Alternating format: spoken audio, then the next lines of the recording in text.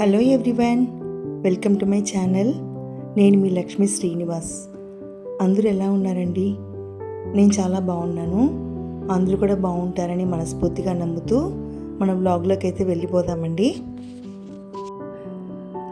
ఇక్కడైతే వాతావరణం అయితే ఒక్కసారిగా తలకిందులైతే అయిపోయిందండి. అసలు నిన్నైతే అది ఎండ కాదండి, ఆ ఎండకి ఈ రోజుకి సంబంధం లేనట్టు ఈ చల్లటి వర్షం టోటల్ అట్మాస్ఫియర్కే కాదండి, మన మనసుకు కూడా చాలా రిలాక్స్గా అనిపిస్తుంది. చల్లని గాలి, చిరుజల్లుతో కురిచే వర్షం మనసుకు ప్రశాంతతను అందించే ఈ ప్రకృతిని అయితే నేను వరంగానే భావిస్తాను. అసలైతే ఆ వర్షపు సువాసన అయితే అదొక ఫ్రాగ్రెన్స్నే చెప్తానండి నేనైతే. మనం అనుకున్నప్పుడంతా అది లభించదు. అది లభించినప్పుడైతే అసలు మన మైండ్లో ఉండే ఆలోచనలన్నీ కూడా మర్చిపోయి వేరే ప్రాంతానికి వెళ్ళిపోతున్నట్టు అనిపిస్తుంది. ఈ అనుభూతి అనేది ఎల్లప్పుడూ మనతో పాటు ఉంటే మనం ఎన్నో ఒత్తిడిలో నుంచి బయటకు వచ్చేయచ్చు అనిపిస్తుందండి. కానీ ఎప్పుడూ ఉండే కన్నా అనుకోకుండా సడన్గా వచ్చే మార్పులే మనల్ని ఎక్కువ స్ట్రెస్ నుంచి కూడా బయటపడేస్తుంది. ఇలా ఈ కొత్తగా వచ్చిన వర్షం గురించి ఎన్నో ఫీల్ అవుతూ చాలా చెప్పాలా అనిపిస్తుంది. ఇక్కడైతే పూజకైతే అన్నీ అయితే క్లీన్ చేసుకుంటామని ఇక్కడ అన్నీ సిద్ధం చేసుకుంటూ ఉన్నాను. ఇదైతే యాక్చువల్గా థర్స్డే నుంచి తీసుకున్న వీడియోస్ అండి. కొన్ని కారణాల వల్ల లేట్గా పోస్ట్ చేయడం జరిగింది. ఒక ఇంపార్టెంట్ పని వల్ల బయటకు వెళ్ళడం, ఇంట్లో కూడా కొన్ని పని ఒత్తిడి వల్ల ఈసారి వీడియో అయితే కొంచెం లేటుగా పోస్ట్ చేయడం జరిగింది. అన్ని పనులు కూడా అనుకున్నట్టుగా చేసుకోలేం కదా, ఒక్కొక్కసారి ఒక్కొక్కలాగా ఇంట్రెస్ట్ పెట్టి పనులు అయితే హుషారుగా ఫినిష్ చేసుకుంటాము. ఇక్కడైతే అన్నీ సర్దుకుంటూ ఉన్నానండి. ఇవైతే రాముల వారి అక్షంతులండి. శ్రీరామనవమి రోజు రాముల వారు పెళ్లి చేస్తారు కదా, అక్కడ తెచ్చుకున్న అక్షంతులు అయితే ఇక్కడ భద్రపరుస్తూ ఉన్నానండి. మనం థింక్ చేసుకునే ఆలోచనలు ఎక్కువైనప్పుడు మన మైండే కాదు, మనం చేసుకునే పనులు కూడా జామ్ అయిపోతూ ఉంటాయి. ఆ ఆలోచనల నుంచి బయటపడి మన మూడ్ని అయితే రిఫ్రెష్ చేసుకొని మళ్ళీ పనిలోకి వెళ్ళిపోవాలంటే కొంచెం కాదండి, చాలా టైం అయితే తీసుకుంటుంది. ఇక్కడైతే అన్నీ కూడా క్లీన్ చేసుకొని పూజకైతే స్టార్ట్ చేసుకున్నాను. ఆ బాబావారి పూజ చేసుకుంటూ ఉంటే మనసు అయితే చాలా ప్రశాంతంగా అనిపించిందండి. బాబావారి పాదాలని పట్టుకొని ఆయన ఒడిలో తల పెట్టుకొని బాధలన్నీ తీర్చిపెట్టమని ఆ భగవంతుడిని స్వయంగా అడుగుతున్నట్టే అనిపిస్తుందండి.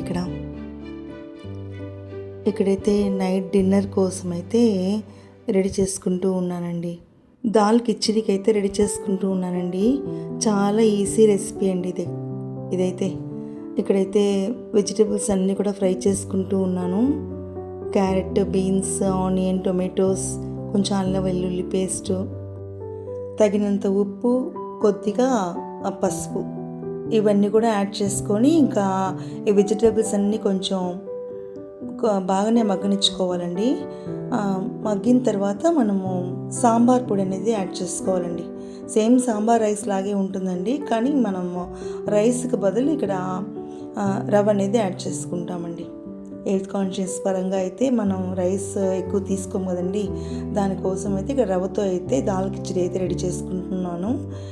సాంబార్ పొడి అయితే ఇక్కడ వేసుకునేసి ఇవన్నీ కూడా బాగా మగ్గనివ్వడానికి ఇక్కడ మూత అయితే పెట్టుకొని వెజిటేబుల్స్ అన్నీ రెడీ చేసుకుంటూ ఉన్నానండి. ఇక్కడైతే వెజిటేబుల్స్ అన్నీ బాగా కుక్ అయిపోయేసాయండి. ఇక్కడైతే నేను పప్పు అయితే బాయిల్ చేసి పెట్టుకున్నానండి. పప్పు అయితే బాగా స్మాష్ చేసుకొని ఇందులో అయితే యాడ్ చేసుకున్నానండి. నేను తీసుకునేది అయితే 1 కప్పు రవ్వ అండి, దానికైతే 1/2 కప్పు పప్పునైతే బాగా ఉడికించుకొని యాడ్ చేసుకొని తగినంత నీళ్ళు కూడా యాడ్ చేసుకొని ఇక్కడ ఈ పప్పుతో పాటు ఈ వెజిటేబుల్స్ అన్నీ బాగా కలిసి మరిగేలా చూసుకోవాలి. ఇక్కడైతే పప్పు నీళ్ళు అన్నీ కూడా బాగా మరుగుతూ ఉన్నాయండి. ఇందులో అయితే నేను తీసుకున్న 1 కప్పు రవ్వనైతే యాడ్ చేసుకున్నాను. ఇక్కడైతే కొంచెం రవ్వ అయితే ఎక్స్ట్రాగా అయితే యాడ్ చేసుకుంటూ ఉన్నానండి. ఎందుకంటే కొంచెం పప్పు అనేది ఎక్స్ట్రాగా వేసినట్టుగా అనిపించింది నాకు. దాని తగ్గ వాటర్ అనేది యాడ్ చేసుకొని రవ్వ కూడా ఒక 1/4 కప్పు ఎక్స్ట్రాగా యాడ్ చేసుకొని ఇక్కడైతే రెడీ చేసుకుంటూ ఉన్నానండి. సరిపోయిందండి. నేను తీసుకున్న పప్పుకి వెజిటేబుల్స్కి రవ్వ అన్నీ కూడా సరిపోయి ఇలా అయితే రెడీ అయిపోయిందండి. ఇక్కడైతే లాస్ట్గా గీ అయితే యాడ్ చేసుకుంటూ ఉన్నాను. లాస్ట్లో కొత్తిమీర అయితే మనం దండిగా కూడా యాడ్ చేసుకొని దీన్ని హాట్గా సర్వ్ చేసుకుంటే చాలా టేస్ట్గా ఉంటుంది. దీనికైతే సైడ్ డిష్గా సాంబార్, చట్నీ అవన్నీ అయితే బాగా హ్యాపీగా ఉంటాయండి. నాకైతే పిక్కలు అయితే చాలా ఇష్టం అండి. ఇక్కడైతే ఉసిరికాయ ఊరగాయ అయితే నేనైతే సర్వ్ చేసుకుంటూ ఉన్నాను. ఇవైతే స్నాక్స్ అయితే సైడ్లో పెట్టుకున్నానండి. ఇక్కడైతే దానిమ్మ గింజలు వీటితో అయితే డిన్నర్ అయితే ఫినిష్ చేసుకున్నాము. చాలా క్విక్ అయిన ఈజీ రెసిపీ, చాలా టేస్ట్గా కూడా కుదిరింది. సింపుల్గా నాకు తెలిసిన పద్ధతిలో అయితే చేసుకున్నాను. ఇక్కడైతే ఫ్రైడే మార్నింగ్ పూజ అయితే చేసుకుంటూ ఉన్నానండి. ఎప్పుడూ చేసుకునే పూజే, కానీ ఫ్రైడే మార్నింగ్ చేసుకుంటూ ఉంటే అది కొత్తగానే అనిపిస్తూ ఉంటుందండి. మనసుకి చాలా ప్రశాంతంగా పాజిటివిటీ ఇచ్చే ఈ పూజని చేసుకుంటూ ఉంటే ఏదో సాధించేస్తున్నాం అనే ఫీలింగ్ అయితే కలుగుతుంది. ఇక నుంచి కూడా అన్నీ కూడా సాధించగలుగుతాం అనే పాజిటివిటీని అయితే మనకి పూజ అందిస్తుంది. అంతే కదా, ఇంకా ఆ భగవంతుడు పాదాల దగ్గర చేరినప్పుడు మనం కోరుకోవాల్సింది కూడా అదే కదా. మన జీవితంలో సంతోషాలతో పాటు ఎన్నో సంఘటనలను కూడా ఎదుర్కొంటూ ఉంటాము. సంతోషాల్ని పరిపూర్ణంగా స్వీకరించినప్పుడు సంఘటనల్ని కూడా అంతకంత ఉత్సాహంతో ఎదుర్కోవాలి. ఆ ఉత్సాహాన్ని, బలాన్ని పరిపూర్ణంగా ప్రసాదించి మనకి మోటివేషన్ని ప్రసాదించమని ఆ భగవంతుడిని అయితే మనసారా ప్రార్థించుకుంటూ ఉన్నానండి. జీవితంలో సంఘటనలనేదే రాకుండా ఉండాలని, ఎప్పుడు సంతోషాలే ఉండాలని భగవంతుడిని అయితే మనం ఖచ్చితంగా అయితే అడగలేమండి. అట్లాంటప్పుడు మనకు కష్టాలు అనేది వచ్చినప్పుడు వాటిని ఎదుర్కొనే శక్తిని కూడా ప్రసాదించమని చెప్పి ఆ భగవంతుని అయితే మనస్ఫూర్తిగా కోరుకోవచ్చు. సంతోషం సగం బలం అంటారు. మిగతా సగబలం అనేది సంఘటనలు తీర్చుకునే మనకున్న మనోబలంగా భావించాలి. ఆ మనోబలాన్ని అయితే ఇంకా కూడా బలపరచమని ఇంకా భగవంతుని అయితే ఇక్కడైతే కోరుకున్నానండి. ఈ చల్లటి వాతావరణం ఎలా మార్పును తెచ్చి ఆనందాన్ని ఇస్తుందో అలాగే మన మనోబలంతో మన సంఘటనలతో అయితే పోరాడి మన జీవితంలో అయితే ఆనందాన్ని నింపుకోవచ్చని పరిపూర్ణంగా నమ్ముతానండి.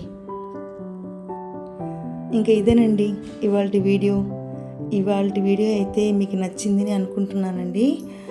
నచ్చితే ఒక చిన్న లైక్ ఇచ్చి నన్ను అయితే మోటివేట్ చేస్తానని నమ్ముతున్నాను. ఇంక మరొక వ్లాగ్లో అయితే కలుస్తానండి. ఉంటానండి. బాయ్ అండి.